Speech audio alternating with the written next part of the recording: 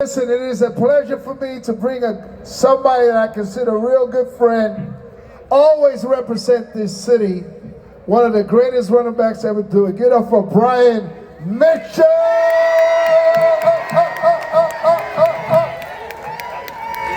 Good morning, how y'all doing? All right, I was asked to say a few words here, and I'm gonna speak from my heart because I'd rather go there because that's where the meaning comes from. I got here in 1990. Young, brash little guy who, Darrell will tell you, I didn't listen to nobody. I didn't do anything anybody told me, not outwardly. But I would always take stuff to heart. Darrell and Tim Johnson would always say different things to me, and I'm like, yeah, whatever.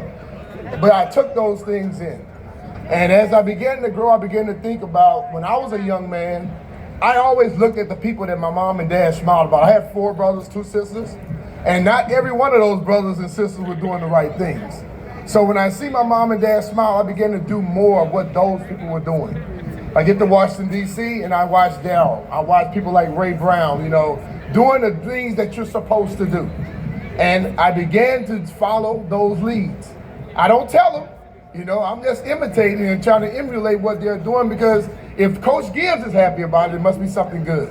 And as I began to think about stuff, I had a coach named David Culley back in the day. He told me, you can't be a leader just in the public. You got to be a leader all the time. And when you hear all the stories today about Darrell, that means this young man, I call him young man, he's a little older than me, a little bit. He was doing the right things. And as everyone says, the football accolades are, everyone knows that.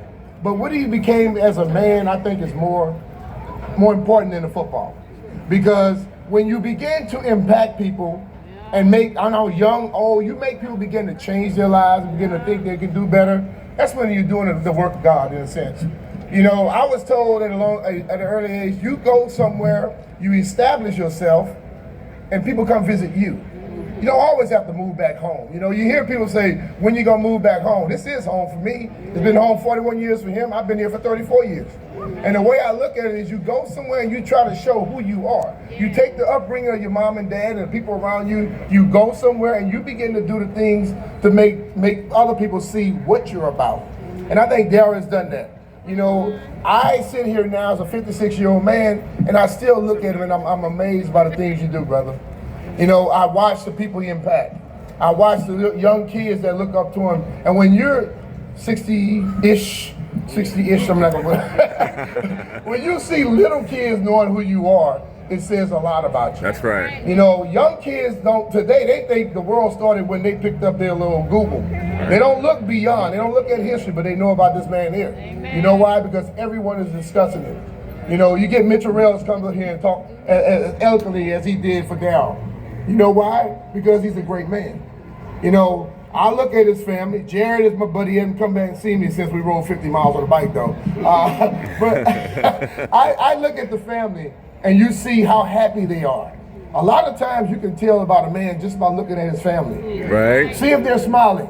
See if they're jovial, if they're happy. And when you see his wife, Jewel, at all times, and all of his kids, grandkids, got a lot of them. I'm trying to catch up.